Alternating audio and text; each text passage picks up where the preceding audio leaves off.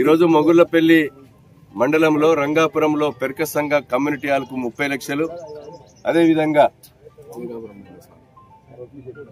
మన రేణుకా ఎల్లమ్మ తల్లి రంగాపురంకు 10 లక్షలు, అదేవిధంగా పోతులూరి వీరబ్రహ్మేంద్ర స్వామి విశ్వ బ్రహ్మణులకు ఆరాధ్య దైవుడు, అన్ని కులాలకు కూడా ఆరాధ్య దైవుని దేవాలయము చాలా కట్టి చాలా సంవత్సరాల నుంచి ఈరోజు పెండింగ్ ఉన్నది.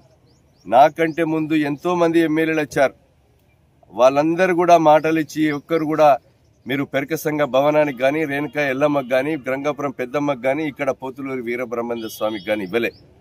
ఇది ముఖ్యమంత్రి నిధి నుంచి ఎస్డిఎఫ్ స్టేట్ డెవలప్మెంట్ ఫండ్ నుంచి మంజూరీ తీసుకొచ్చాం. ప్రొసీడింగ్ తీసుకొని ఈ రోజు మనం పునాది రాళ్ళు వేశాం. అదేవిధంగా రేణుకా ఎల్లమ్మ తల్లికి కూడా మనం మొగుళ్లపల్లిలో 5 లక్షల రూపాయలు ఇచ్చాం. అదేవిధంగా ఇక్కడ ఒక్క మొగుళ్లపల్లి గ్రామంలోనే పోచమ్మ తల్లికి 10 లక్షల రూపాయలు ఇచ్చాం ఎండోమెంట్ నుంచి. అదేవిధంగా పెద్దమ్మ తల్లి దేవాలయానికి కూడా 18 లక్షల రూపాయలు ఇచ్చాం. ఈ రకంగా మనము ఆకినపల్లికి 10 లక్షల రూపాయలు ఎండోమెంట్ కూడా ఇవ్వడం జరిగింది. ఓన్లీ ఒక ఎండోమెంట్ దేవాలయాలకు గుళ్ళకే ఈ మండలంలో మనము ఈ యొక్క అభివృద్ధి కార్యక్రమాలు మనం చేశాం. ఈరోజు పర్లపల్లిలో కూడా మల్లన్న దేవాలయానికి కూడా నేను పత్తి చేనులకి వెళ్ళి నడిచిపోయినప్పుడు నాకు అడిగితే 10 లక్షల రూపాయలు మల్లన్న దేవునికి కూడా మంజూరు ఇచ్చాను. ఎందుకంటే నేను ఒక శాసన సభ్యునిగా నా బాధ్యతగా ఈరోజు ప్రభుత్వ నిధులు ప్రజలు కోరిక మేరకు పనిచేయడము నా విధానము, నా తత్వం.